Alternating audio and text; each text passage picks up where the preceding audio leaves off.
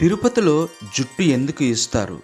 ఆ అసలు నిజం మీకు తెలుసా? మనం ఏదో మొక్కు కోసమో, లేక అందరూ ఇస్తున్నారు కదా అని ఇస్తాం.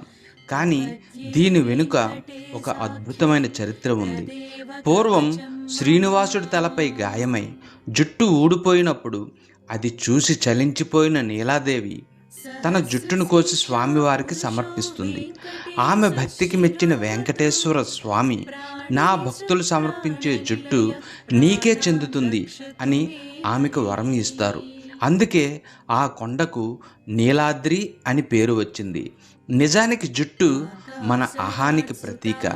ఆ అహాన్ని దేవుడు పాదాల దగ్గర వదిలేసి మనం వినమ్రంగా మారమని చెప్పడమే తలనీలాలో అసలు ఉద్దేశం. ఈ విషయం మీకు ముందే తెలిస్తే గోవిందా అని కామెంట్ చేయండి. మీ అందరికీ ఆ వెంకటేశ్వరుని ఆశీస్సులు ఎల్లప్పుడూ ఉండాలి. మరిన్ని ఆధ్యాత్మిక విషయాల కోసం ఇప్పుడే ఫాలో అయిపోండి. గోవిందా గోవిందా.